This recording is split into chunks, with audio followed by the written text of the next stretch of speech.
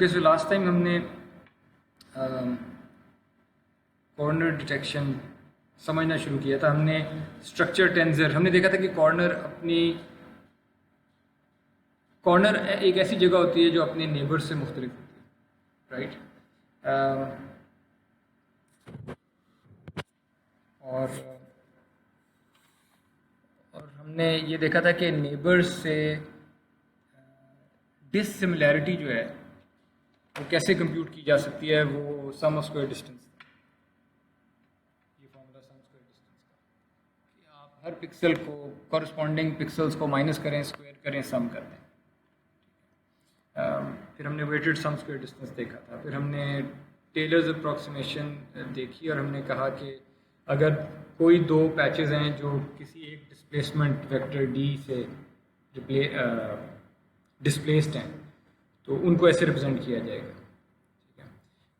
और इस बेस पे हमने सम स्क्वायर डिस्टेंस का फॉर्मूला लिखा कोई भी दो ऐसे पैचेस पे कि एक पैच एक्स वाई पे पड़ा है, सेंटर्ड है एक्स कॉमा वाई पे, और दूसरा पैच उससे यू कॉमा वी डिस्प्लेस्ड है, तो उन पैचेस की वेटेड सम स्क्वायर डिस्टेंस इस तरह से लिखा जाता है। इसके अंदर हमने टेलर्स अप्रॉक्सीमेशन यूज़ की।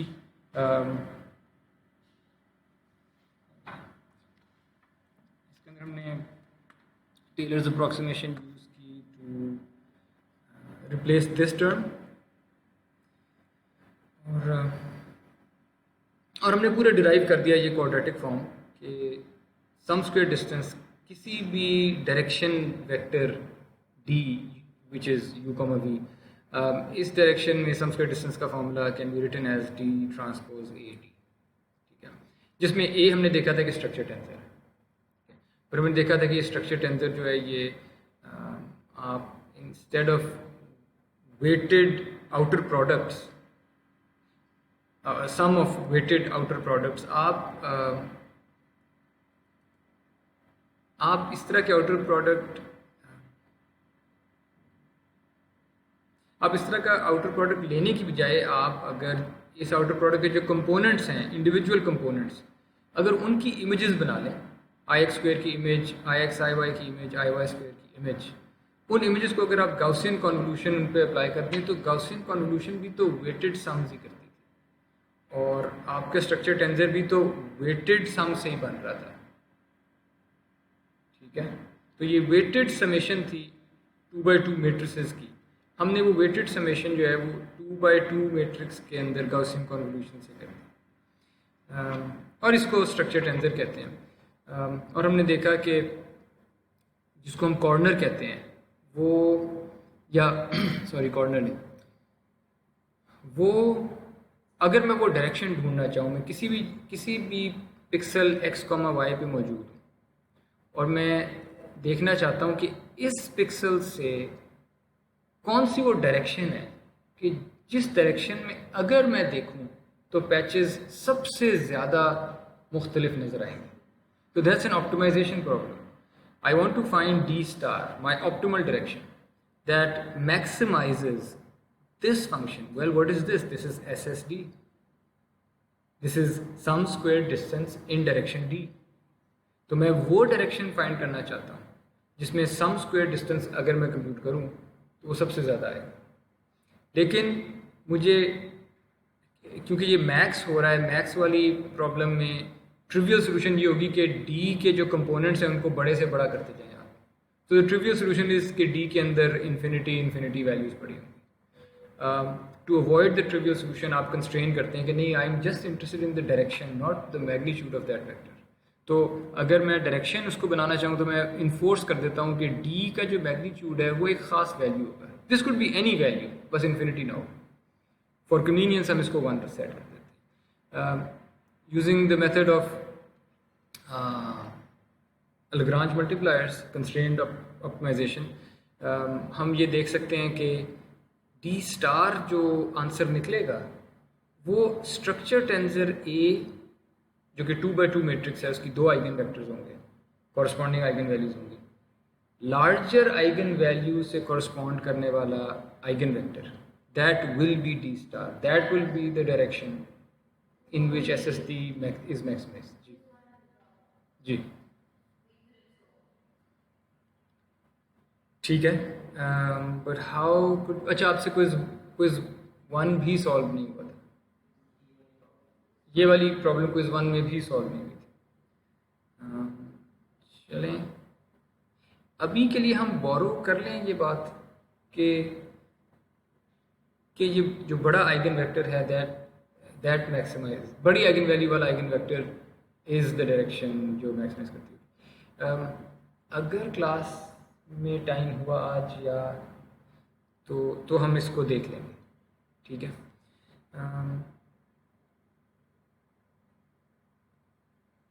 और जो आपसे प्रूव करने का कहा था लास्ट टाइम वो ये था कि आइगन वेक्टर डायरेक्शन तो मुझे पता लग गई, लेकिन उस डायरेक्शन में अगर आपने पैच उठाया होता और अगर आपने एसएसटी कंप्यूट की होती कि अच्छा वो कितना है सबसे बड़ा डिफरेंस, वो एसएसटी उसी आइगन वैल्यू के बराबर आ जाती थी। उस आइगन वेक्टर की कॉरस्पॉन्डिंग आइगन जो वैल्यू जो है वो एक स्केलर वैल्यू है, वो एसएसटी के बराबर आनी थी।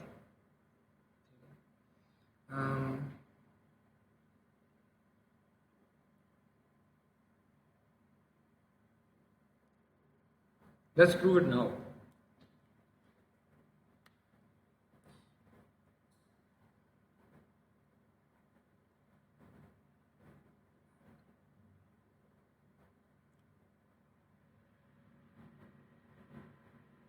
यानी जब मैं मैक्सिमाइज करने वाला आइगन वेक्टर डाला है डी स्टार, तो डी स्टार वाली डायरेक्शन में S S D, let me do this again.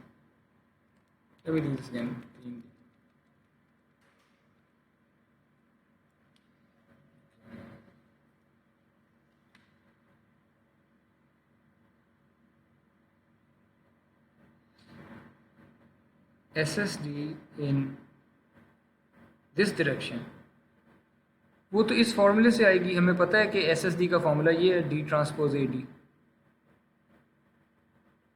मेरे साथ हैं आप लोग? Well what is this AD? Transpose, अब मैं AD कह रहा हूं।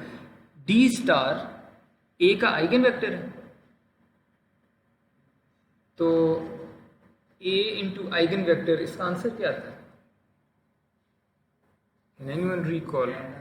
Yes, so आइगन वेक्टर जब आप कहते हैं AV इक्वल्स लैम्डा V, इसे आइगन वेक्टर कहते हैं कि एक ऐसा वेक्टर जो A से जब मल्टीप्लाई होता है तो जो आंसर आता है वो V की डायरेक्शन में ही होता है, सिर्फ स्केल हुआ होता है। कितना स्केल हुआ होता है, द फैक्टर ऑफ स्केलिंग, उसे ही तो आप आइगन वैल्यू कहते हैं, ठीक है। सो अगर डी स्टार आइगन वेक्टर है इसका, तो ए डी का मतलब है लैम्डा लार्ज कह देता हूं, क्योंकि एक आइगन वैल्यू बड़ी थी एक छोटी थी, डी स्टार उसके कॉरस्पॉन्डिंग था बड़ी आइगन वैल्यू। और वेल इसमें वेक्टर क्या है और स्केलर क्या है? स्केलर और ये डी स्टार ये वेक्टर्स हैं। वो लैम्डा स्केलर है, इसको तो मैं बाहर निकाल सकता हूँ। ओके, लैम्डा लार्ज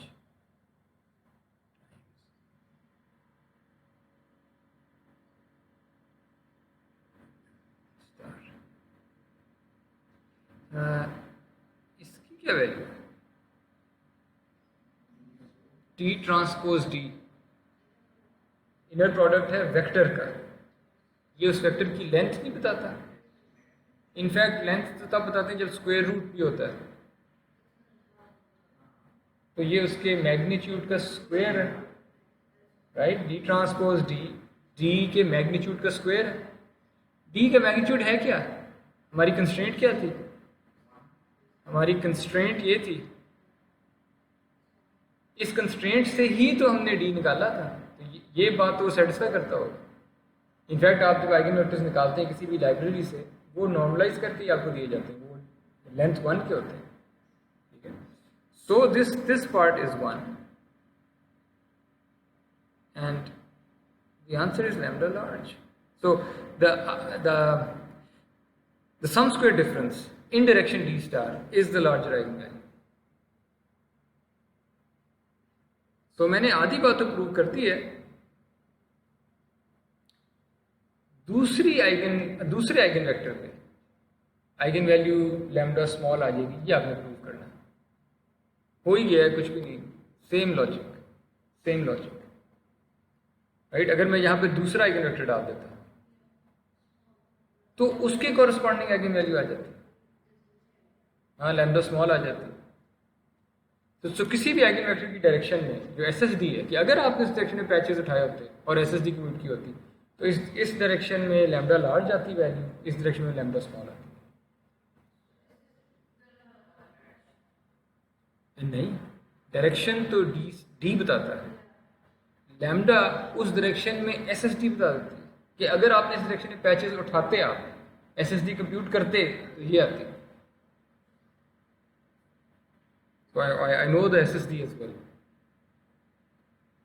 ठीक है, एमिनी इसको स्ट्रक्चर टेंसर कहते हैं। एमिनी इसका नाम मशहूर हो गया, ये उस रीजन को डिस्क्राइब कर रहा है कि उस रीजन में कौन सी डायरेक्शंस हैं जो चेंज वाली डायरेक्शंस हैं और कितना चेंज होता है उनके अंदर, ये भी है उसके अंदर पढ़ा है स्ट्रक्चर टेंसर के अंदर।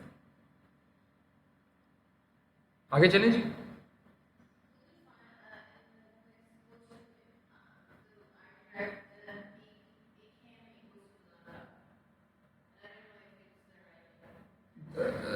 दोबारा बताइएगा।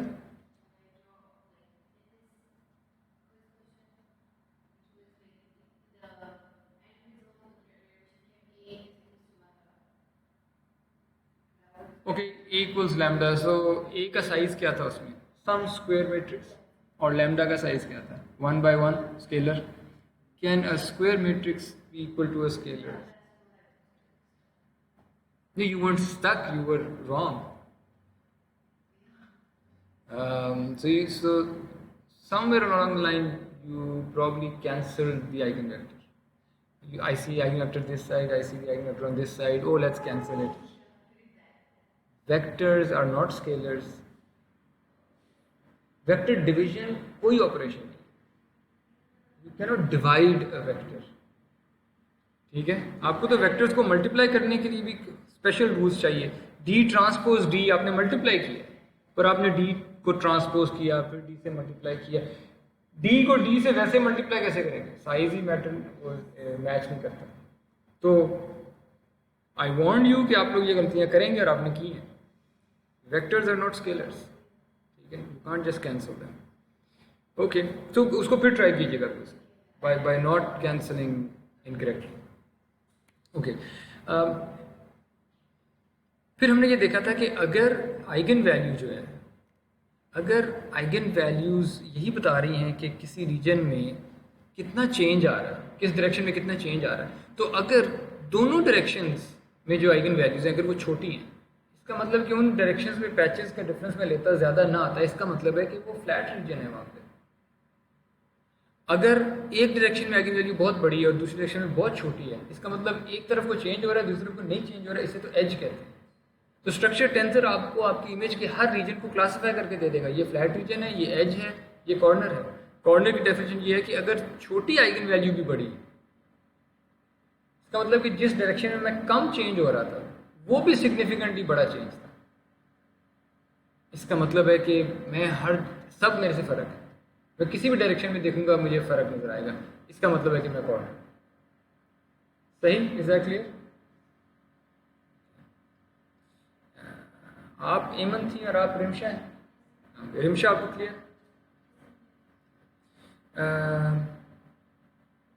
जो सिंपलेस्ट कॉर्नर डिटेक्टर, हर जगह पे स्ट्रक्चर टेंसर कंप्यूट किया, छोटी आइगन वैल्यू निकाली, उसको थ्रेशोल्ड किया, जो पिक्सल्स आपके थ्रेशोल्ड से ऊंचे हैं आइगन वैल्यूज इनकी, वो कॉर्नर्स हैं, बाकी नहीं।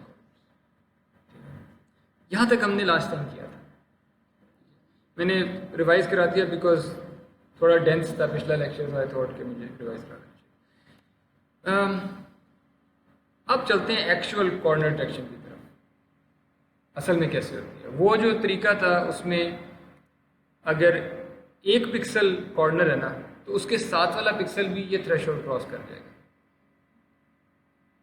क्योंकि इनके जो स्ट्रक्चर टेंसर्स हैं A1, दूसरे का A2 कह देता हूँ, इनके स्ट्रक्चर टेंसर सेम रीजन को देख के बने, सेम किस्म के ग्रेडियंट्स को देखा था, ओवरलैप था इन दो स्ट्रक्चर टेंसर। तो अगर एक स्ट्रक्चर टेंसर ऐसा है कि जिसकी आइगन वैल्यू बड़ी थी, उसके बिल्कुल साथ वाले पिक्सल का स्ट्रक्चर टेंसर भी ऑलमोस्ट वैसा होगा, उसकी भी आइगन वैल्यू बड़ी। सो you'll get corners in clusters। एक कॉर्नर के इर्द गिर्द फेक कॉर्नर्स भी आए होंगे, जस्ट लाइक एज डिटेक्शन में असली एज के इर्द गिर्द फेक एज पिक्सल्स भी आए होते हैं, सही। So this tells you may be something like non maxima suppression will do the trick. What do you think? आपने एज डिटेक्शन में नॉन मैक्सिमा सप्रेशन पढ़ी थी, अगर आप रिकॉल कर सकें। नॉन मैक्सिमा सप्रेशन में क्या किया था? हाँ, तो अगर यहाँ भी एक क्लस्टर है, हर पिक्सल की जो, इसको मैं कॉर्नरनेस कह दूँ लैम्डा स्मॉल को, जितना लैम्डा स्मॉल बड़ा है उतना ये pixel is deserving to be a corner. तो let's call this cornerness. So वो पिक्सल जिसकी कॉर्नरनेस अपने नेबर से बड़ी, वो तो जिंदा रह ले, लेकिन अगर कोई ऐसा पिक्सल है जिसकी कोऑर्डिनेट अपने नेबर से कम है, well the other one was more deserving, I was not deserving, वो अपने आप को सप्रेस कर दे। So we can do non maximum suppression here as well. फिर आपके पास वो क्लस्टर में से एक कॉर्नर आएगा, सही। So let's see so let's move to more sophisticated ways of corner detection. Idea basically सारा यही है, बस कोई स्पीड, कोई कॉम्प्यूटेशनल ईज, कोई ट्रिक्स हैं जो हम देखेंगे। पहला इशू, आइगन वैल्यू की कंप्यूटेशन जो है वो थोड़ी सी एक्सपेंसिव होती है, even though we are just dealing with 2x2 matrix. 2x2 का मैट्रिक्स तो उसकी आइगन वैल्यू तो बड़ी जल्दी कंप्यूट हो जाएगी, लेकिन स्टिल अगर मैं काउंट करने लगूँ ना कि कितने मल्टीप्लिकेशंस लगेंगे, कितने एडिशंस लगेंगे, यानी अगर मैं अपने मल्टीप्लाइज और एड्स को काउंट करूँ तो there will be some number of multiplications and adds to get to the eigen value. अब हम लीनियर अलजेब्रा से कोई दो ऑब्जर्वेशंस लेके आते हैं एंड वी विल सी। मैं आपको एंड गेम यहाँ पे बताना चाह रहा हूँ कि गोल क्या है। गोल ये है कि आइगन वैल्यू कंप्यूटेशन में कुछ नंबर ऑफ मल्टीप्लिकेशंस और एडिशंस लगती है। मैं दो ऑब्जर्वेशंस लाऊंगा लीनियर अलजेब्रा से और मैं आइगन वैल्यूज को कंप्यूट किए बगैर जो भी मैं चाहता था मैं वो कर लूँगा, पर आइगन वैल्यूज को कंप्यूट नहीं करूँगा।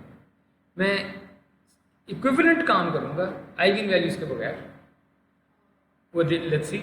और उसमें नंबर ऑफ मल्टीप्लिकेशन और नंबर ऑफ एडिशंस वो बहुत कम होंगे। लेट्स सी।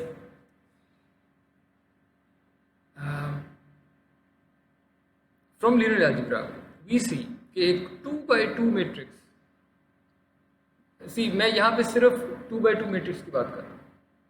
एक 2x2 मैट्रिक्स का जो डिटर्मिनेंट है, आप लोग बता सकते हैं? ए बी सी डी आपके पास है एक matrix, A D minus B C, A D minus B C, exactly, तीनों को याद है, A D minus B C. Well यहाँ पे देखें क्या हो रहा है, A11 ये वो A है, यस यस। तो ये AD माइनस BC नहीं लिखा हुआ? All of you agree? Okay, so मैंने डिटर्मिनेंट लिख दिया। इस डिटर्मिनेंट की कंप्यूटेशन में all I needed was structure tensor A के अंदर क्या नंबर्स पड़े थे। A11 मेरे पास था, A12 था, A22 था। ओके, मल्टीप्लिकेशंस कितनी हुई हैं? हाउ? एक ये स्क्वायर वाली ये भी तो मल्टीप्लिकेशन है, राइट? ट्रू, आप सही कह रहे हैं। A12 मल्टीप्लाई बाई A12 एक मल्टीप्लिकेशन, A1 तो 2 मल्टीप्लिकेशंस एंड 1 ऐड, 1 एडिशन। मैं सब्ट्रैक्शन को एडिशन ही कह रहा हूँ, right? So 2 multiplications 1 addition. Linear algebra also tells us कि determinant is always equal to the product of eigenvalues. उसूलन आपको ये पता होना चाहिए था। अगर नहीं पता, आपने पढ़ा ज़रूर होगा कभी लीनियर अलजेब्रा के कोर्स में, परहैप्स भूल गए होंगे। In any case let's borrow this from linear algebra now, कि किसी भी स्क्वायर मैट्रिक्स का जो डिटर्मिनेंट है वो उसकी आइगन वैल्यूज का प्रोडक्ट होता है। यानी let me write down these rules. Determinant of any matrix, और ये सिर्फ 2 by 2 नहीं है, ये तो किसी के लिए भी, is just the product of eigen values.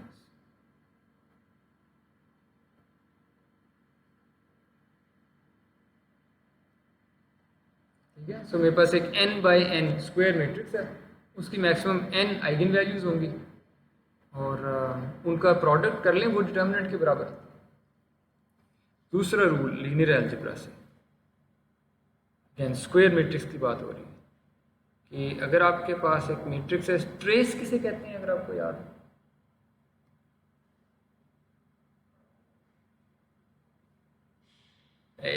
Dyer straits हैं, आप लोगों को फौरी तौर पे लीनियर अलजेब्रा का कोई प्राइमर ले लें, कोई do something about your LA, बेशक यूट्यूब की वीडियो देख लें बेसिक लीनियर अलजेब्रा के बारे में, मे बी 5-10 मिनट्स, कोई अपेंडिक्स पढ़ लें कंप्यूटर विजन की किताब का, जस्ट डू समथिंग। ठीक है,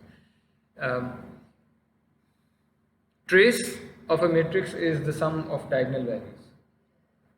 कोई आइगन वैल्यू नहीं, कोई कुछ नहीं, जो मैट्रिक्स के अंदर डायगोनल पे वैल्यूज पड़ी उनका सम, इसको ट्रेस कहते हैं। तो ट्रेस हमारे केस में क्या आ जाएगा? स्ट्रक्चर टेंसर का ट्रेस क्या है? राइट, स्ट्रक्चर टेंसर का ट्रेस ये होगा a11 प्लस a22, डायगोनल पे ये पड़ी है। राइट, लीनियर अलजेब्रा क्या कहता है? लीनियर अलजेब्रा कहता है कि किसी भी स्क्वायर मैट्रिक्स का जो ट्रेस होता है वो आइगन वैल्यूज का सम होता है।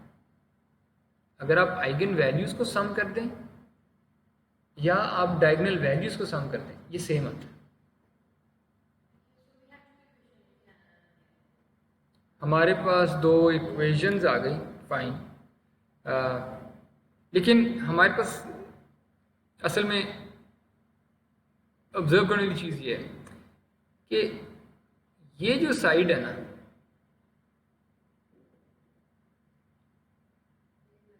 ये आप आइगन स्पेस में काम कर रहे हैं, आइगन वैल्यूज, आइगन वेक्टर्स, और ये करके आपके पास डिटर्मिनेंट और ट्रेस आ जाएंगे। लेकिन ये वाली जो साइड है, ये वाली साइड, दिस इज क्या कहूँ मैं, मैट्रिक्स स्पेस। ये तो ओरिजिनल मैट्रिक्स की स्पेस में आ, कि ओरिजिनल मैट्रिक्स की वैल्यूज नहीं है a11, a12, so on।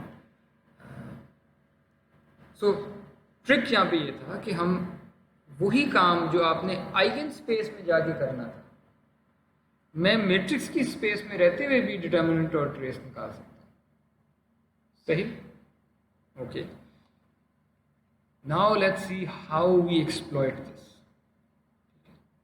क्योंकि हमें सिर्फ इतना पता है, मुझे lambda small greater than tau, ये है मेरा corner detector. I must reach the smaller eigen value, है ना। आपका कॉर्नर डिटेक्टर को इंप्लीमेंट करें तो आप कहेंगे अच्छा मुझे इस छोटी आइगन वैल्यू तक पहुंचना है। Now let's see how we avoid this.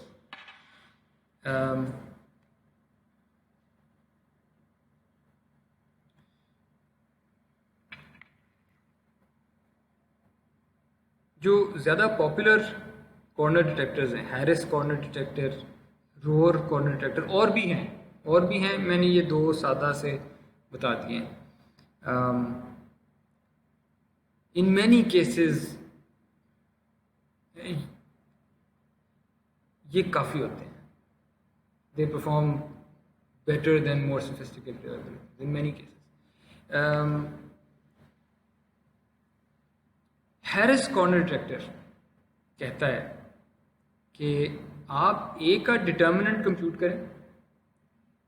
ए का डिटर्मिनेंट कैसे कंप्यूट करेंगे? आइगन वैल्यू से कि मैट्रिक्स स्पेस में रह के, दैट्स चीपर। और उसका ट्रेस कंप्यूट कर लें मैट्रिक्स स्पेस में, और डिटर्मिनेंट को ट्रेस से डिवाइड कर दें। ये है आपका कॉर्नरनेस मेजर, यानी हर पिक्सल पे आप स्ट्रक्चर टेंसर कंप्यूट करके ये जो नंबर है, that's a scalar right, determinant over trace, ये स्केलर आएगा। ये कहते हैं हर पिक्सल पे ना ये स्केलर कंप्यूट करके रखते हैं। मेरे साथ हैं आप हर पिक्सल पे जाएं, स्ट्रक्चर टेंसर कंप्यूट करें। स्ट्रक्चर टेंसर कंप्यूट करने के बाद वहाँ पे ये जो रेशो है डिटर्मिनेंट ओवर ट्रेस, ये तो स्केलर है ना, उस पिक्सल पे ये स्केलर सेव कर, अगले पिक्सल पे उसके स्ट्रक्चर टेंसर के हिसाब से ये रेशो सेव कर। सही, ये fraction.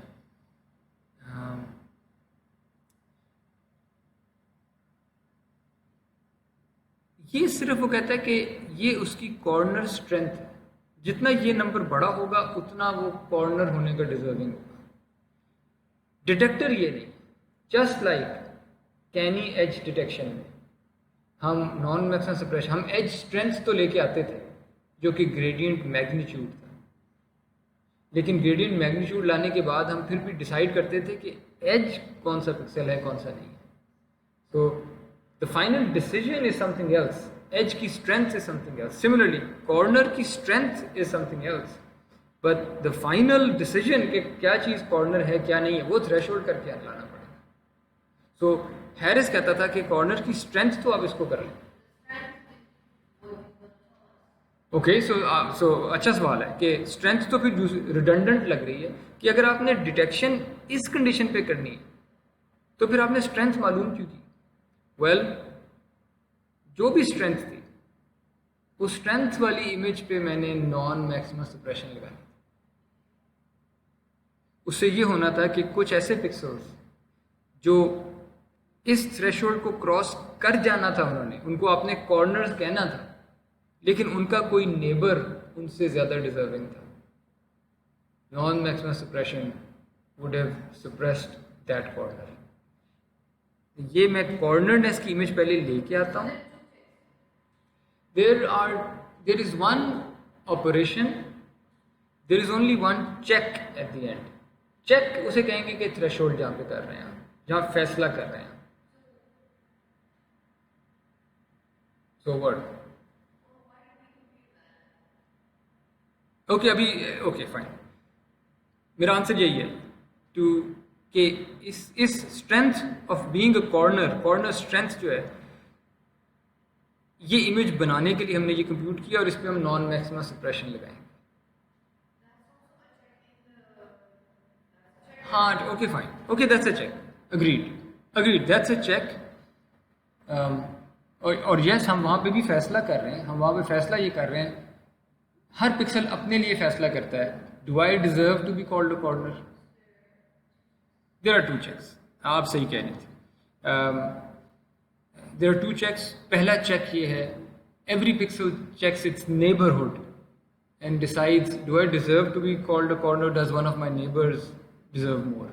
If any neighbour deserves more then I will suppress myself, I will set my corner strength to 0, and then जो बच जाते हैं, जो unsuppressed रहते हैं, उनके ऊपर जाके मैं सेकंड चेक लगाता हूँ और मैं उन्हें कहता हूँ कि जो थ्रेशोल्ड से बड़े हैं वो कॉर्नर। हैरिस का कॉर्नरनेस का मेजर ये था, इस पे नॉन मैक्सिमम सप्रेशन लगेगी, और डिटेक्शन का क्राइटेरिया ये था। रोर कॉर्नर डिटेक्टर था, ये दोनों जिन ऑथर्स के नाम हैं असल में। रोर जो है उसने कहा कि determinant alone should be treated as corner strength, जितना डिटर्मिनेंट बड़ा है उतना कॉर्नर ज़्यादा होगा। और वो कहते हैं कि डिटर्मिनेंट डिटेक्शन भी डिटर्मिनेंट से, यानी the trace should play no role. रोर कहता है trace should play no role. Slightly cheaper, yes, trace असल में इतना एक्सपेंसिव है नहीं, trace is just one sum, और यहाँ भी एक एक्स्ट्रा डिवीजन है, कॉर्नरनेस से भी एक एक्स्ट्रा डिवीजन है, तो yes it's expensive but not terribly more expensive. तो कहते हैं, रोर कहता है detection determinant is enough for deciding corner strength and also for deciding weather you're a corner और नॉट। ये मैंने पहले मेंशन कर दिया कि मल्टीपल डिटेक्शंस अवॉइड करने के लिए आप नॉन मैक्सिमम सप्रेशन करेंगे, लेकिन यहाँ पे नॉन मैक्सिमम सप्रेशन वो नहीं है जो कैनी एज डिटेक्शन की बारी की थी। कैनी एज डिटेक्शन की बारी आपने नॉन मैक्सिमम सप्रेशन कैनी की बारी, आपने non maximum suppression across the edge ये वाले नेबर्स को देखा था आपने, और इनके साथ अपने आप को कंपेयर किया था। ओह ये क्या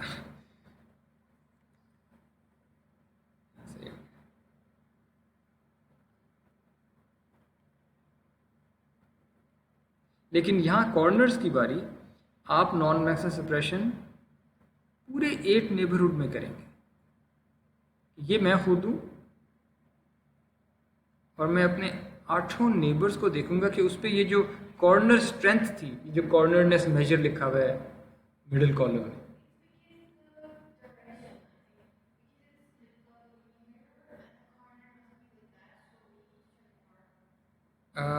नहीं हमें नहीं पता कि किस डायरेक्शन में, we don't no.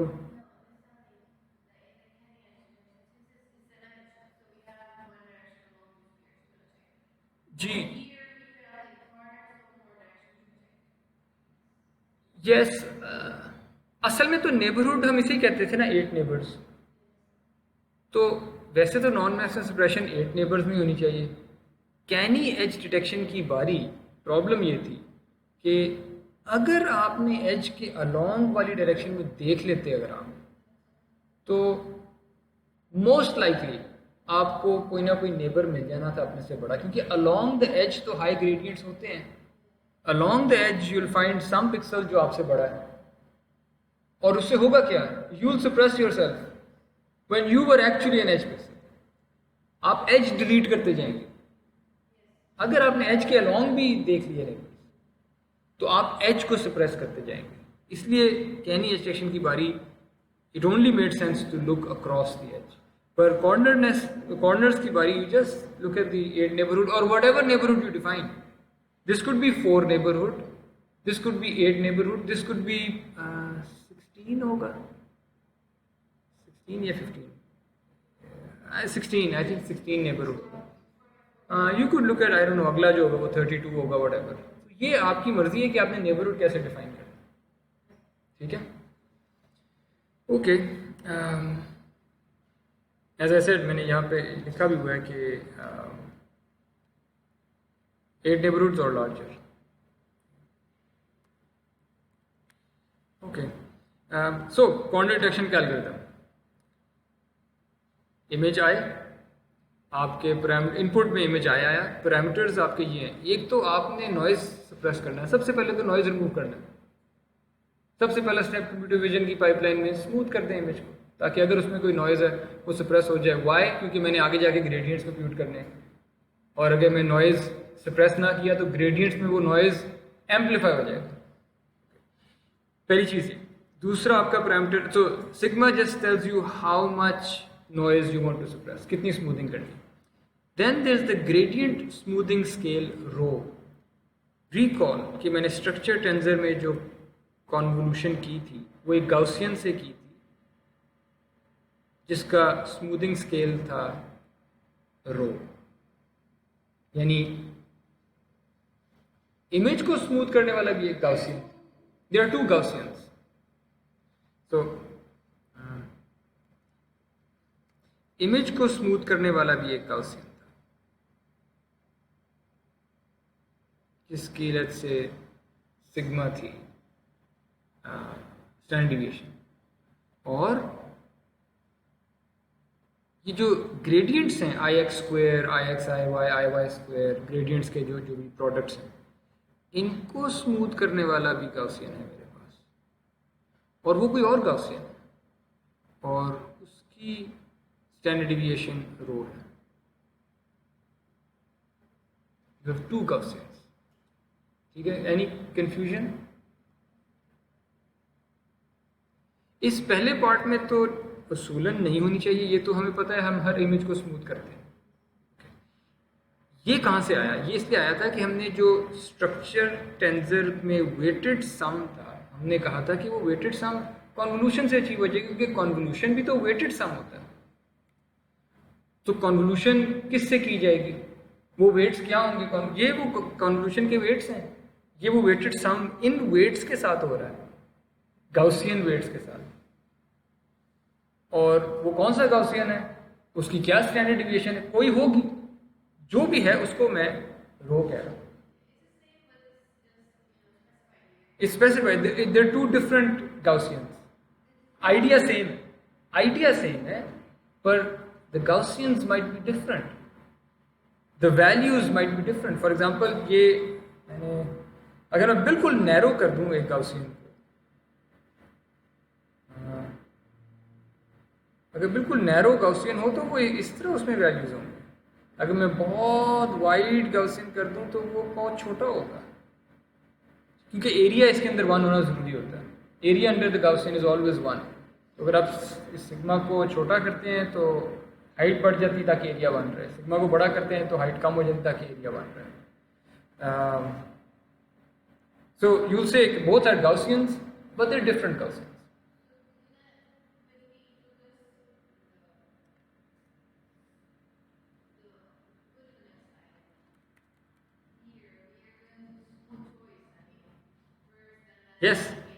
Yes, but this smoothing is on I.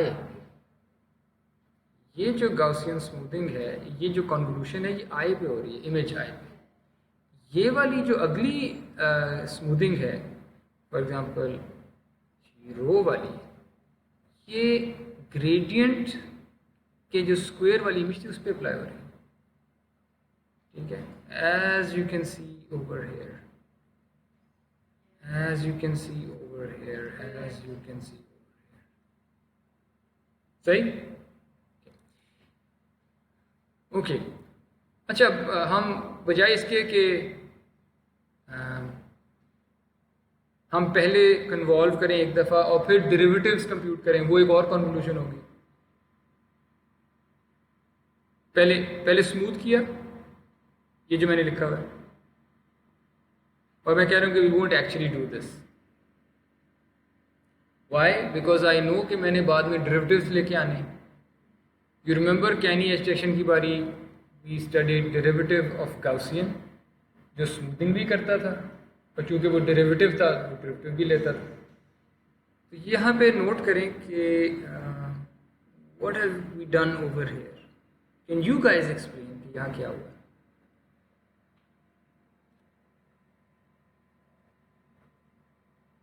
Math is a language. Start from left to right.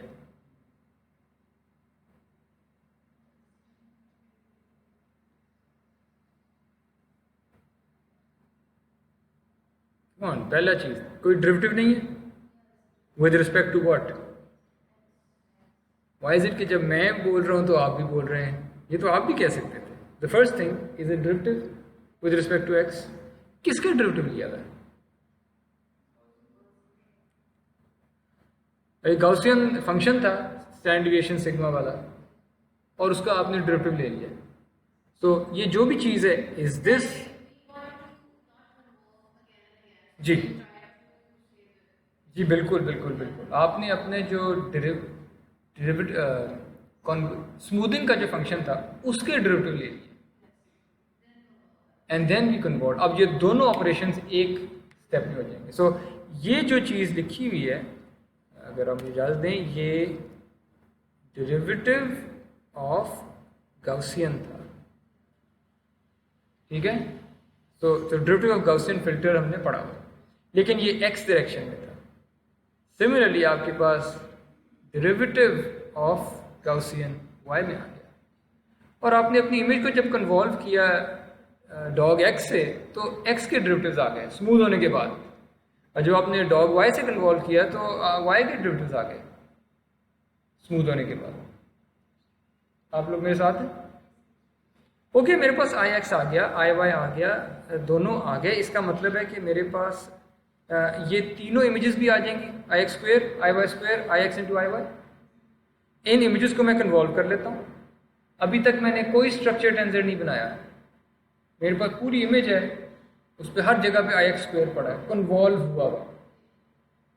I Y square वाली इमेज थी, उसको मैंने कन्वॉल्व स्मूथ कर दिया है, वो पड़ी है। आई एक्स आई वाई वाली इमेज थी, कन्वॉल्व कर दिया। I have 3 images right now. Well, I can now construct my structure tensor at every pixel. जब भी मुझे चाहिए होगा, किसी पिक्सल पे आप मुझे कहें स्ट्रक्चर टेंसर दो, तो मैं उस पिक्सल पे जाऊंगा, इस वाली इमेज से वो कॉरस्पॉन्डिंग वैल्यू उठाऊंगा, इस वाली इमेज से कॉरस्पॉन्डिंग वैल्यू उठाऊंगा, इस वाली से उठाऊंगा, 3 वैल्यूज आ गई, सिमेट्रिक होता है, वो 2x2 स्ट्रक्चर टेंसर बन जाएगा. So do you guys agree we are at the structure tensor right now? किसी पिक्सल पे हमारे पास स्ट्रक्चर टेंसर आ गया.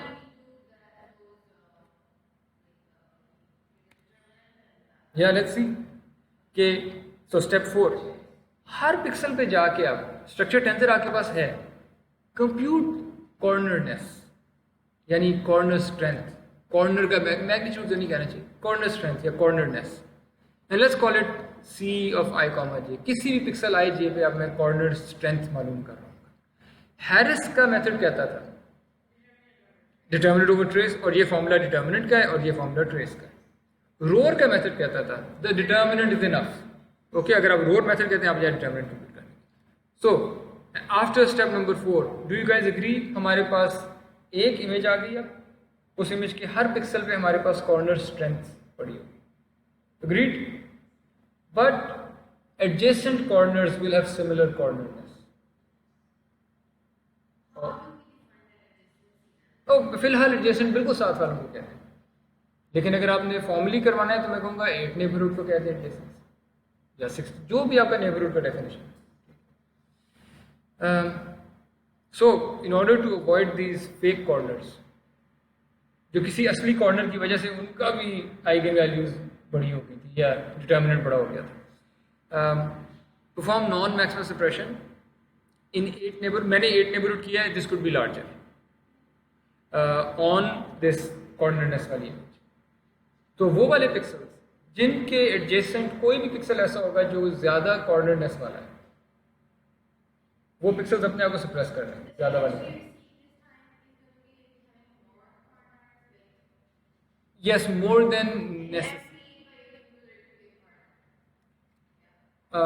Yes, you could say that around every actual corner there will be some fake corners.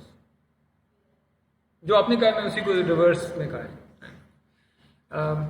Last step, आपने अब non maximum suppression कर दी है. इसका मतलब है कि सिर्फ वो पिक्सल्स अब जिंदा हैं, उधर कॉर्नर स्ट्रेंथ पड़ी है जो अपने लोकल नेबरहुड में सबसे ज़्यादा कॉर्नर स्ट्रेंथ की, बाकी सब ज़ीरो हो चुके, सप्रेस हो गए. सो अब हैरिस कहता था आप डिटेक्टर लगा दें. हैरिस का डिटेक्टर था ट्रेस को थ्रेशोल्ड कर दें, रोर का डिटेक्टर था डिटर्मिनेंट को ही थ्रेशोल्ड कर दें, and that's all you done.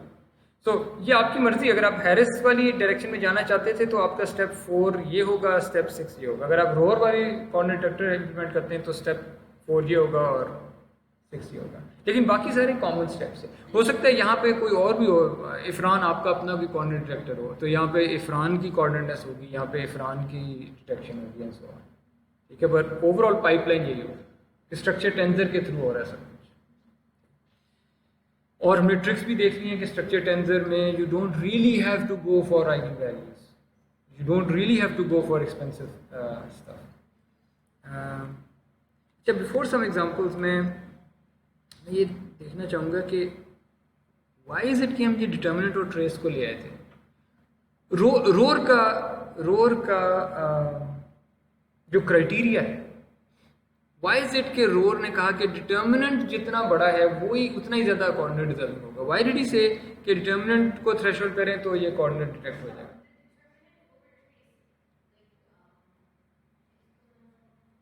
Let's see, पहले डिटर्मिनेंट को देखते हैं क्योंकि दिस इज सिंपलर. सो मेरा सवाल ये, वाई डिड रोर से कि जितना डिटर्मिनेंट बड़ा है उतना कॉर्नर होने का चांस ज़्यादा. वाई डिड ही से? हमने क्या सीखा था? कॉर्नर होने का चांस.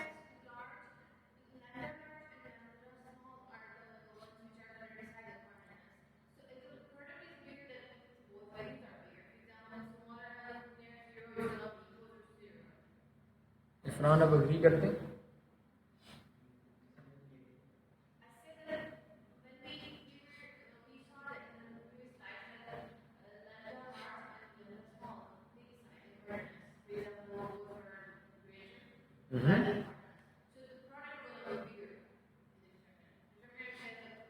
उल्टा चले, determinant is the product determinant is the product of eigenvalues, right? Let's assume that the product is 0.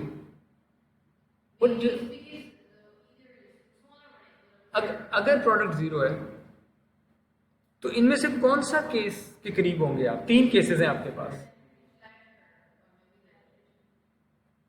तो ये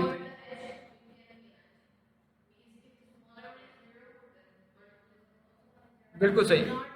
अगर प्रोडक्ट 0 के पास है, इसका मतलब है कि या आप फ्लैट रीजन थे या आप एज, मुझे नहीं पता कौन सा इनमें से आप हैं, पर अगर प्रोडक्ट 0 आया है, इसका मतलब है कोई ना कोई एक आइगन वैल्यू छोटी जरूर थी, वरना प्रोडक्ट कैसे 0 आ गया या 0 के पास? कोई एक आइगन वैल्यू तो छोटी होगी ना। छोटी वाली कौन सी है? उसको तो हम लैम्डा स्मॉल कहते हैं, तो लैम्डा स्मॉल भी छोटी होगी, राइट? क्या कोई ना उसमें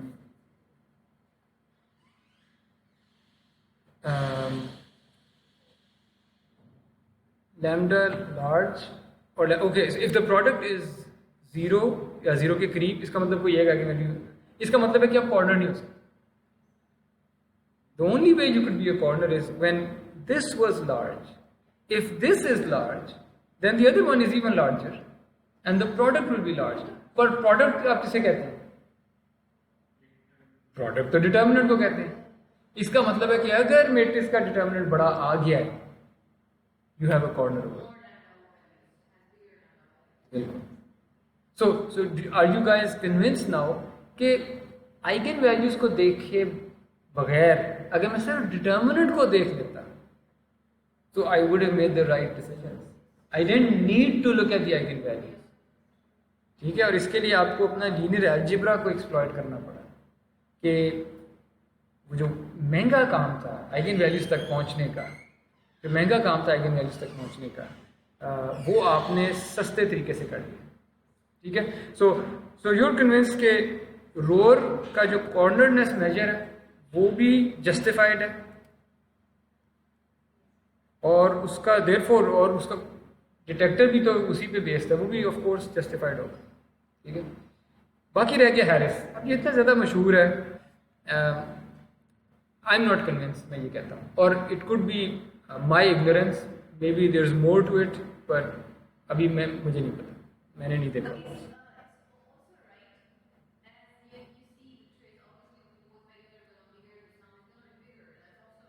ओके, तो ओके, इस पे आते हैं, फिर ट्रेस वाले क्राइटेरिया पे आते हैं। अगर ट्रेस बड़ा है, अगेन उल्टा सोचें, अगर ट्रेस बड़ा है तो कौन से केस पे आप, इन 3 में से कौन से केस पे?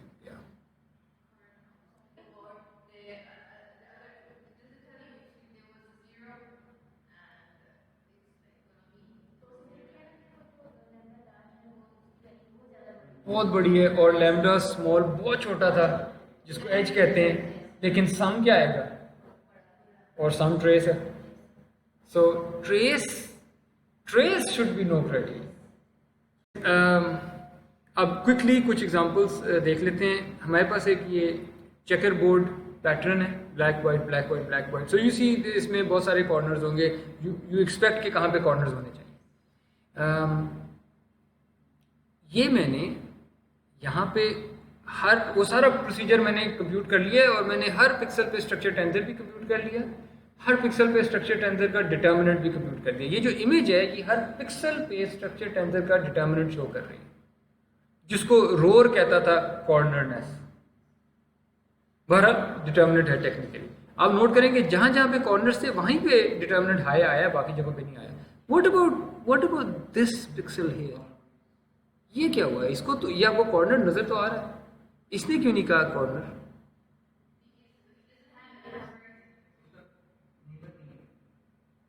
असल में आपको ये इमेज एक कॉन्टेक्स्ट में नजर आ रही है। कंप्यूटर के यूनिवर्स में द कंप्यूटर्स यूनिवर्स एंडेड उस जगह पे, उसको तो वहां पे कोई कॉर्नर नजर नहीं आ रहा, वहां तो इमेज ही खत्म हो गई थी।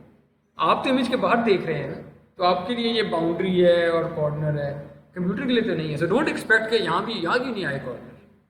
ओके, जहाँ जहाँ आनी चाहिए थी उसने डिटर्मिनेंट एटलीस्ट हाई दे दिया। उसने ट्रेस भी, मैंने हर पिक्सल पे ट्रेस की वैल्यू भी शो कर दी, And as you guys analyzed, trace is high on corners as well as edges, right? Okay. उसके बाद हैरिस का जो तरीका था, डिटर्मिनेंट ओवर ट्रेस, ये हैरिस कॉर्नर डिटेक्शन में दिखा रहा हूँ। हैरिस की जो कॉर्नरनेस था, डिटर्मिनेंट ओवर ट्रेस, मैंने this image divide by this image कर दिया। और you have to be careful, 0 over 0 भी आएगा इसके अंदर। डू सब, यानी जब आप इंप्लीमेंट करेंगे you have to manage 0 over 0, वरना आप वेल ओके। उसके बाद हमने नॉन मैक्सिमम सप्रेशन लगाई। इस इमेज के ऊपर नॉन मैक्सिमम सप्रेशन लगाई है। सो खैर ये तो जूम करके देखना पड़ेगा, पर जो सही वाली जगह थी, ना, उस पर वाकई डिटर्मिनेंट ओवर ट्रेस सबसे बड़ा था, और वो नॉन मैक्सिमम सप्रेशन के बाद वो रह गया। लेकिन ये जो इसके ये क्या है, स्पाइक्स निकले हुए थे 4, उनके एंड्स जो हैं वो भी अपने नेबरहुड में किसी तरह मैक्सिमम रह गए, वो भी बच गए। बट लकीली नहीं, by trial and error, then I used a certain threshold 90th percentile which ensured कि सिर्फ सही वाला जो है वो पास कर जाए, ये जो वीक कॉर्नर्स थे ये फिल्टर आउट हो जाते। So this is why non maximum suppression जरूरी है, वरना ये सारे कॉर्नर्स आ जाते थे। सो नॉन मैक्सिमम सप्रेशन जरूरी थी, और फिर थ्रेशोल्ड करना जरूरी है कि जो वीक कॉर्नर्स हैं वो हट गए, and you get a nice reasonable result. अच्छा, नोट करें कि मैंने इस स्लाइड पे लिखा होगा कि ये जो सेकंड स्मूथिंग है ना, इसकी वैल्यू, जैसे एन इम्प्लीमेंटेशन टिप, इसकी वैल्यू नॉइज वाली स्मूथिंग से ज़्यादा होनी चाहिए। आपको जब आप अपने नेबर से इंफॉर्मेशन ले रहे हैं ना ग्रेडियंट्स की, वो ज़्यादा बड़े नेबरहुड से ज़्यादा स्मूथिंग होनी चाहिए वहाँ पे, वर्सेस जो नॉइज की थी। Just implementation tip. कौन सा था, इलूसरी स्क्वायर जो था, वो वाली इमेज, डिटर्मिनेंट हर जगह पे, ट्रेस हर जगह पे, कॉर्नरनेस हैरिस वाली, non maximum suppression, threshold, and you get good corners. ठीक है, और सारे पैरामीटर्स मैंने दिखाए हुए हैं, क्योंकि हो सकता है इस इमेज पे मैंने सिग्मा 0.2 रखा था, इस पे 0.5 रखा था, तो you can C I have played around with these things, तभी अच्छे रिजल्ट आए हैं। ऐसा नहीं है कि हर बारी बड़े अच्छे रिजल्ट आ जाएंगे। पैरामीटर्स आर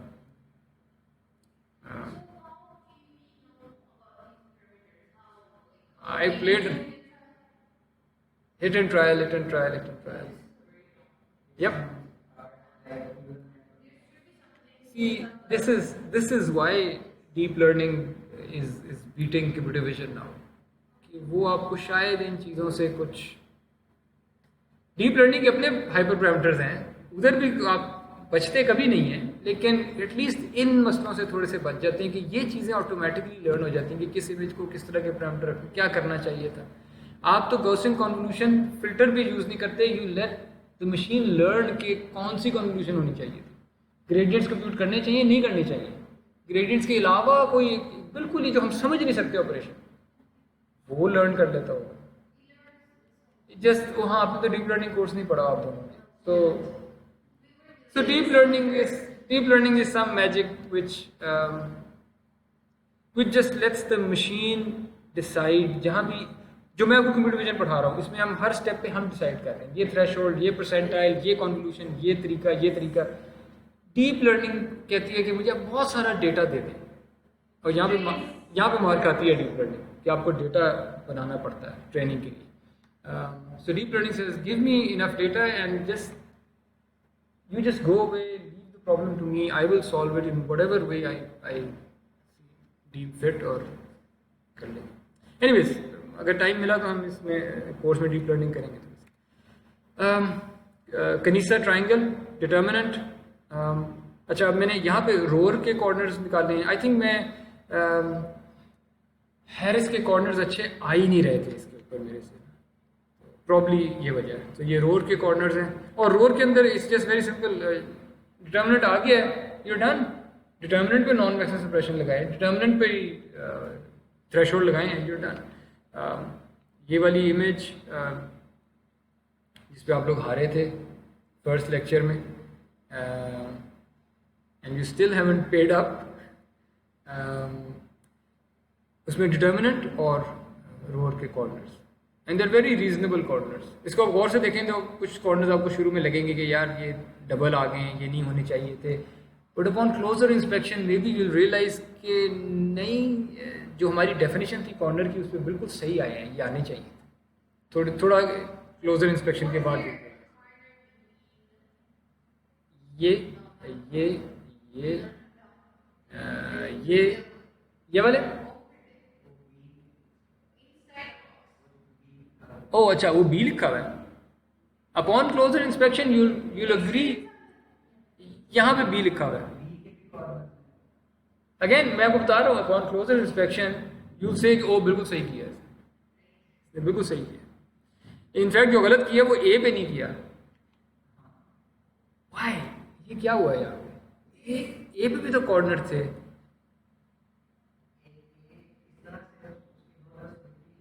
जो भी है, बी की अपनी सिमेट्री कोई होगी वर्टिकल, प्रॉब्ली बिकॉज ए का अपने कलर से कॉन्ट्रास्ट शायद कम होगा. मे बी वहाँ थे कॉर्नर्स, लेकिन वो स्ट्रॉन्ग उतने नहीं थे कि जितना थ्रेशोल्ड था. अगर मैं थ्रेशोल्ड नीचे करता मे बी ए पे आ जाते, maybe I am speculating. Anyways, by the way आप नोट करेंगे कि मेरा जो थ्रेशोल्ड है वो हमेशा परसेंटाइल रख रहा हूँ मैं एब्सोल्यूट नहीं रखता थ्रेशोल्ड. वो बहुत डेंजरस है एब्सोल्यूट थ्रेशोल्ड. एक इमेज में आ जाएगा, एक इमेज में कुछ भी नहीं आएगा. परसेंटाइल में हर इमेज में उतने परसेंट कम से कम. ये वही बुक वाली इमेज, लाउड माउथ उसका नाम था. Let's call this loud mouth image, let's name it the loud mouth image. वही हैरिस सॉरी रोअर के कॉर्नर डिटर्मिनेंट आया, कॉर्नर्स आ गए, फिर मैंने नॉइज ऐड किया. और ओरिजिनल इमेज में सिग्मा को मैंने 3 रखा था, जो ओरिजिनल नॉइज सप्रेस करने वाली होती.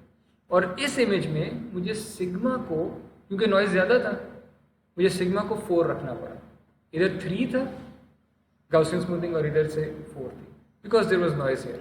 तो even in the presence of noise I have achieve, I guess almost, 1-2 corners miss हुए हैं, कुछ मिस हुए हैं, लेकिन काफ़ी सिमिलर कॉर्नर्स आ गए. ठीक है, सो हमने रोबस्टनेस टू नॉइज भी आपको दिखा दी कि जब आप कोई प्रोग्राम बनाएंगे ना, ये नॉइज है जो आपको तंग करेगी. आप अपने क्लीन इमेजेस पे काम कर रहे होंगे, जब डिप्लॉय करेंगे तो वहाँ पे कोई नॉइज आएगी और आपका डिप्लॉयमेंट के टाइम आपका प्रोग्राम, कंप्यूटर विजन के प्रोग्राम जितना डिजास्टरस उनका वो क्रैश होता है, बिकॉज आप रियलाइज ही नहीं कर रहे होते थे कि वो डिप्लॉयमेंट के टाइम नॉइज आ गया, एरर आ गया, 0/0 आ गया, ये चीज़ें ना चेक की हो ना, डिजास्टरस क्रैश होता है.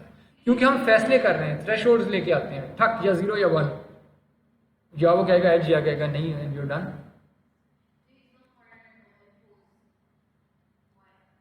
यहाँ पे वेल इट डिडंट थ्रेशोल्ड से कम. थ्रेशोल्ड अगर मैं चेंज कर 95th की बजाय अगर से 55th कर देता तो बहुत सारे कॉर्नर्स आ जाने थे.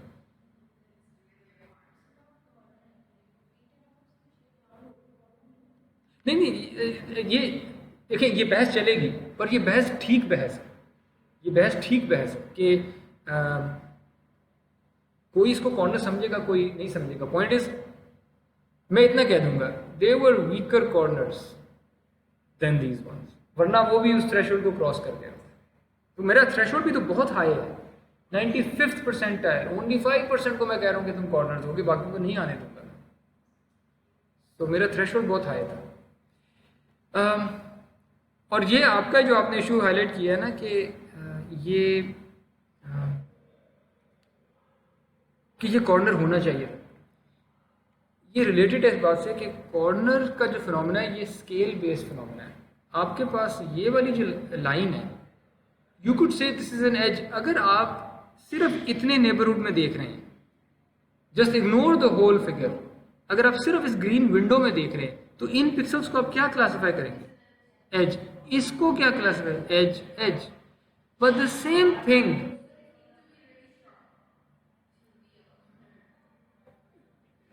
यस शार्प कह लें, या आप इस तरह से देख लें, वही फीचर, इमेज का वही फीचर जिस तरह ये था, अगर मैं इमेज मेरी छोटी होती है या मैं बड़े रीजन पे देख रहा होता हूँ, तो सेम किस्म का फीचर, एक तरफ आप कहते हैं कॉर्नर नहीं है, ये एजेस हैं, दूसरी तरफ आप कहते हैं ये कॉर्नर था। विंडो साइज, तो विंडो साइज है कि आप किस स्केल पे देख रहे हैं चीज़ों, ठीक है। जब स्ट्रक्चर टेंसर कंप्यूट करते हैं, वो क्या आपने किसी विंडो को देखा होता? Let's go back. Structure tensor आपने ऐसे कंप्यूट किया था, क्या ये किसी विंडो में कंप्यूट हो रहा है?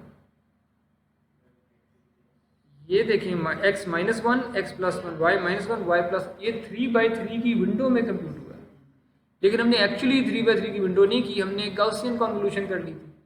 गॉसियन कन्वोल्यूशन ज़रा सॉफ्ट तरीके से करता है कि मैं अपने करीब वालों को ज़्यादा वेट दूंगा, दूर वालों को कम वेट दूंगा, लेकिन गॉसियन फिल्टर भी जो आप बनाते हैं तो कोई 3/3 या 5/5 कोई ना कोई फिल्टर ही बनेगा ना यहाँ पे। प्रैक्टिकली जब हमने पिछले लेक्चर्स किए थे, इवेंचुअली तो कोई विंडो आती है जिसमें गॉसियन के हिसाब से वेट्स पड़े होते हैं, फिल्टर आता है, तो ये किसी विंडो को देख के ए बना है। Let's go back. Structure tensor किसी लोकल विंडो को देख के बना है, इसका मतलब है कि वो एक ख़ास स्केल पे चीज़ों को देख रहा है। जितनी बड़ी विंडो थी उसकी, अगर मैं इतनी बड़ी विंडो से बनाता स्ट्रक्चर टेंसर तो वो ज़्यादा बड़ी चीज़ को देख रहा था, अगर मैं इतनी बड़ी विंडो से बनाता तो छोटी चीज़ को देख रहा है, which means कि स्ट्रक्चर टेंसर स्केल की वजह से वेरी करेगा। Technical term, structure tensors are not scale invariant, which means कि हमने जो कॉर्नर डिटेक्शन पढ़ी है वो बेस्ड ही स्ट्रक्चर टेंसर पे है। Our corner detection algorithm is not scale invariant. आप इमेज को छोटा कर दें, फर्क कॉर्नर्स आएंगे, उसी इमेज को बड़ा कर दें, फर्क कॉर्नर्स आएंगे, ठीक। Therefore what makes sense then, आप इमेज को मल्टीपल स्केल्स पे देख लें, आप इमेज को ओरिजिनल स्केल पे भी देख लें, छोटा करके भी देख लें, और छोटा करके भी देख लें, और छोटा करके भी देख लें। ऐसी जगह तो डू यू नोटिस कि मैं जब इमेज को बड़े स्केल पे देखता हूँ, फिर उसको आधा कर देता हूँ, फिर आधा करता हूँ, फिर और आधा कर देता हूँ। Can you call it a pyramid?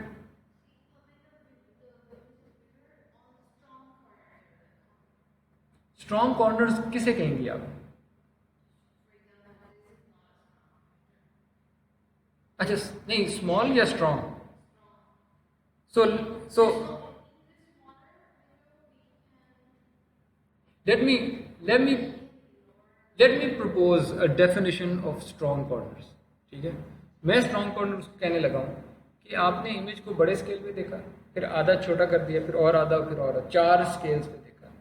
ये जो मैंने आधा आधा आधा छोटा करता गया हूँ, आप इसको पिरामिड की तरह विजुलाइज कर सकते हैं। पिरामिड की बेस बड़ी होती है, फिर आगे छोटा, फिर ऊपर और छोटा, फिर और छोटा और छोटा। इमेज को भी ऐसे ही देख लें, इमेज ओरिजिनल स्केल पे, इमेज ऊपर मैंने रख ली आधे स्केल पे, उसके ऊपर रख ली और आधे स्केल पे, उसके ऊपर रख ली और आधे स्केल। कैन यू विजुलाइज कि ये इमेज का पिरामिड बन रहा है जस्ट बाय सब सैम्पलिंग या रीस्केलिंग? ओके, कैन आई, इस पिरामिड को can I call it scale space? मैं नाम देना चाह रहा हूँ क्योंकि इसमें जो चेंजेस हैं वो सिर्फ स्केल में आ रहे हैं, ठीक है। ये फुल स्केल पे थी, ये हाफ स्केल पे थी, ये क्वार्टर स्केल पे थी, ये और भी कम स्केल पे थी। Okay, so this brings us to the concept of a scale space या इमेज पिरामिड कह लें, ठीक है। और अब स्ट्रॉन्ग कॉर्नर डिफाइन करते हैं। पहले हम ऐसा करते हैं, स्केल स्पेस देख लेते हैं, बाद में स्ट्रॉन्ग कॉर्नर में डिफाइन करूंगा। ये आपके सामने जो इमेज, जो पिरामिड की मैंने बात किया, वो सिर्फ ये वाला पार्ट था जहां पे आपको मेरा ये कर्सर नजर आएगा। The original image at half scale, right, the original image at half scale, the original image at quarter scale. मैंने 3 लेवल्स का पिरामिड बनाया, लेकिन यहां तो और इमेजेस भी नजर आ रहे हैं। सो जिसको आप स्केल स्पेस कहते हैं ना, इट्स नॉट जस्ट कि इमेज को आपने रीस्केल किया, आपकी एक रीस्केलिंग की डिमेंशन है, और जिसको मैं ड्रॉ कर देता हूँ,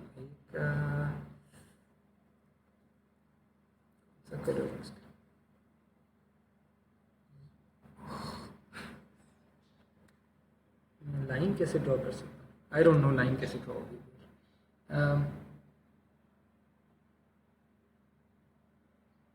ये स्केल है साइज का, इस डिमेंशन में स्मूदिंग का स्केल है। ये जो भी आपके पास इस वक्त चीज बनी हुई है इसको कहते हैं Gaussian pyramid. Why? Horizontal direction में, यस यस, हॉरिजॉन्टल डायरेक्शन में मैं एक इमेज को लेता हूं, इंक्रीजिंगली स्मूथ्ड उसके वर्जन्स निकाल देता हूं, और वर्टिकल डायरेक्शन में मैं ऊपर वाले स्केल को लेता हूं और उसको सिर्फ सब सैंपल करता हूं। यानी फॉर एग्जांपल इस वाले में मैंने I just through away every second pixel, या मैं जरा सोफिस्टिकेटेड तरीके से छोटा कर सकता हूँ, वट एवर, मैं इमेज को छोटा कर देता हूँ, डाउन स्केल जिसे कहते हैं। इधर मैंने स्मूथ इमेज को डाउन स्केल किया, इधर तीसरी स्मूथ इमेज को, यहाँ पे पांचवी स्मूथ इमेज है, ये पांचवी स्मूथ इमेज का डाउन स्केल्ड वर्जन है, और ये पांचवी स्मूथ इमेज जो यहाँ पे थी उसका डाउन स्केल वर्जन।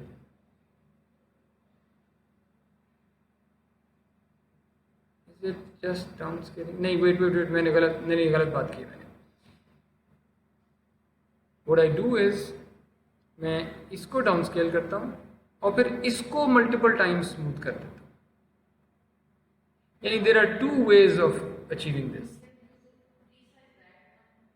हाँ, मुझे आगे एल्गोरिथम है, मुझे एल्गोरिथम में जाके देखना पड़ेगा कि there are two ways of doing this, पर एक्चुअली कौन सा यूज हो रहा है। यू रियलाइज कि ये स्मूथ तो हो गई है, इनको डाउन स्केल कर दो, एक तरीका। दूसरा, भाई ये डाउन स्केल हो गई है, इसको स्मूथ कर दो। तो पर ये फर्क बातें हैं, फर्क बातें हैं। एनीवेज लेट्स सी, आगे है एल्गोरिथम। आई वुड सजेस्ट कि आप ये जो कैप्शन में बातें लिखी हुई है ना, कि ये गाउसियन पिरामिड मैंने कैसे बनाया, ये पैरामीटर्स क्या हैं, जे कहाँ से कहाँ तक जा रहा है, जब मैं यहाँ डालूंगा तो क्या वैल्यूज आएंगी, इसको ज़रा समझें, इसको खोल के लिखें, ठीक है। यू रियलाइज कि क्या होता है, गाउसियन पिरामिड कैसे बनता है। It's a very useful representation of your image. So आपके पास एक इमेज आई थी, व्हाट हैव यू अचीव्ड, आपने अपनी इमेज की एक मल्टी स्केल रिप्रेजेंटेशन बना ली खुद धक्के से। इमेज आपकी एक स्केल पे थी, आपने उसको मल्टीपल स्केल्स पे देखने का तरीका बना लिया। आप इमेज को जेब में कैरी करने की बजाय ये गाउसियन पिरामिड उसका कैरी कर सकते हैं, because now this is the richer representation of your image. ये मल्टीपल स्केल्स पे। कॉर्नर डिटेक्शन की बात करते हैं, मैंने कॉर्नर डिटेक्शन गाउसियन पिरामिड पे करनी है, यानी गाउसियन पिरामिड के हर जो इंडिविजुअल इमेज थी, ऐसा कभी नहीं होगा कि मैं पिरामिड पूरे पे इकट्ठे काम करूंगा, मैं काम इंडिविजुअल इमेजेस पे ही करूंगा। लेकिन इस गाउसियन पिरामिड में जितनी भी इमेजेस पड़ी थी, सब के ऊपर अलग कॉर्नर डिटेक्शन का। नाउ लेट मी डिफाइन कि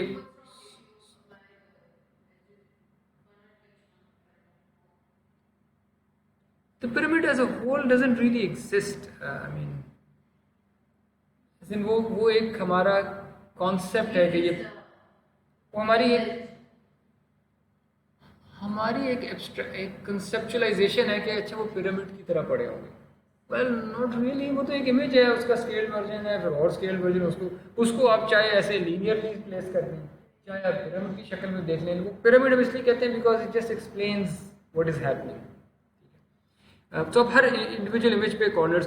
now let me define what strong corners are. Strong corners वो होंगे जो परसिस्ट करेंगे across multiple smoothing scales and across multiple down sampling scales, उसे मैं स्ट्रॉन्ग कॉर्नर कहूँ, right. Now how will you find out कि persist कर रहा था, ये वाला पिक्सल उसके कॉरेस्पॉन्डिंग था इस इमेज में। ओके, मैं क्लियर सवाल पूछता हूँ, इस इमेज में ये कॉर्नर आपको नजर आ रहा है, ये असल में ये वाला है ना, इसका तो साइज ही फर्क है, इसका तो पिक्सल कोई और होगा नंबर, इधर पिक्सल नंबर कोई और होगा। हाउ विल यू रिकवर के ये परसिस्ट किया, ये वही वाला पिक्सल था, how will you find out. जिस तरह से स्केल डाउन किया है उसी तरह से इसकी लोकेशन स्केल अप कर दें। अगर ये आधा फैक्टर हाफ था तो जितनी इसकी रो है, जितना इसका कॉलम है, उसको वापस डबल कर दें उसकी आगे, तो परसिस्टेंस आप निकाल लें। इधर तो कोई इशू ही नहीं है ना, इधर तो परसिस्टेंस सेम स्केल पे हो रही है, इधर आप निकाल सकते हैं। सो ये स्केल स्पेस की रिप्रेजेंटेशन जो है ना, this will give you stronger corners. तो जो ज़्यादा सोफिस्टिकेटेड कंप्यूटर विजन की पाइपलाइंस हैं वो पिरामिड्स के थ्रू काम कर रही होती है, क्योंकि एक स्केल पे चीज़ों को देखना, इवन एक स्केल पे चीज़ों को देखना जो है, इट्स डेंजरस, या it's a poor man's representation of an image. This is a richer representation of an image. यहाँ से आप निकाल लें जो भी आंसर निकालना है। एल्गोरिथम मैंने यहाँ पे लिख दिया है गॉसियन पिरामिड का। इमेज आई, आपने मुझे इमेज देनी है, आपने मुझे बताना है लेवल्स कितने हैं आपके, वो जो डाउन सैम्पलिंग के लेवल्स हैं 3 के कितने, फिर आपने ये बताना है कि गॉसियन स्मूथिंग के स्केल्स कितने हैं, स्मूथिंग स्केल्स कितने हैं। फिर आपने बताना है कि वो जो नीचे जाने वाला जो सब सैम्पलिंग फैक्टर था, कि एक इमेज को आधा आधा करना है, 1/4 करते हैं, 1/6 कितना करना है एक बारी, तो वो सब सैम्पलिंग फैक्टर है। फिर आपने बताना है कि स्मूथिंग का जो स्केल है, नहीं सॉरी, आप कैप्शन में देखिएगा कि एक ओरिजिनल स्मूथिंग स्केल है, और this is the smoothing scale that you start with. तो होता ही है, इधर आपने सिग्मा नॉट से स्मूथ किया है, लेकिन इधर जो स्मूथिंग है वो उसी सिग्मा से नहीं हो रही होगी, क्योंकि आपकी इमेज छोटी होगी, आप स्मूथिंग का स्केल भी छोटा कर देते हैं। Yes, do it. Smoothing scale आपने छोटा किया या बड़ा किया?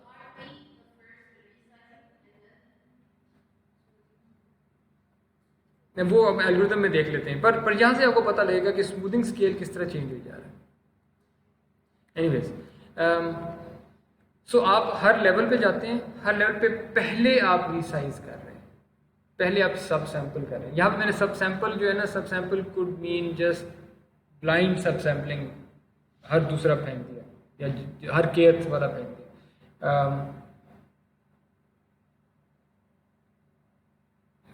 वेट, मैंने गलत समझाया, मैंने गलत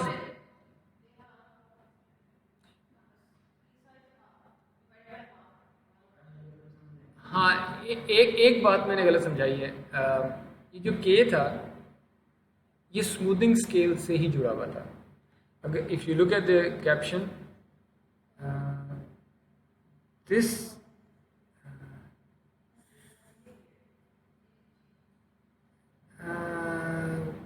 one of these is k, ये वो √2 है सर, वहाँ पे जो √2 लिखा हुआ था, वहाँ पे जो √2 लिखा हुआ था, वो जे को आप वहाँ पे एस कह दिया मैंने, तो आप हाथी कह दें, just a name, just a variable, so वहाँ पे के या √2 है, तो मैं कुछ ज़्यादा ही जेनेरिक वहाँ पे लिख दिया। पॉइंट इज, जो सब सैम्पलिंग है गॉसियन पिरामिड में, अकॉर्डिंग टू दिस एल्गोरिथम, वो हाफ स्केल पे ही हो रही है, एवरी सेकेंड आधी हो जाएगी, फिर आधी हो जाएगी, फिर आधी हो जाएगी। तो पहले सब सैंपल हो रहा है, उसके बाद स्मूथ हो रही है, वो सब सैंपल रिजल्ट को आप स्मूथ कर ही जाते हैं, and that gives you the. तो ये गॉसियन पिरामिड है, आपके पास एक 2D स्ट्रक्चर है। दिस कुड बी आप लोग तो पाइथन के एक्सपर्ट्स हो गए होंगे, आई डोंट नो इसको कैसे क्या कहेंगे, लिस्ट है, लिस्ट ऑफ लिस्ट होगी, अरे कह लें, लिस्ट ऑफ लिस्ट हो गई, जिसके अंदर आई जो है ये एक तरफ इंडेक्स कर रहा है, एस दूसरी तरफ इंडेक्स कर रहा है, और हर उस लिस्ट के हर एलिमेंट जिसे कहेंगे वो एक इमेज पड़ी, वो पिरामिड वाली इमेज पड़ी ना। अब आप कहेंगे कि पिरामिड तो ऐसे होना चाहिए, पर नहीं, वो ऐसे पड़ा नहीं है, असल में वो लिस्ट ऑफ लिस्ट की शक्ल में पड़ा। सो ठीक है जी, ये कॉर्नर डिटेक्शन जो है, और हमने स्केल स्पेस भी कवर कर ली।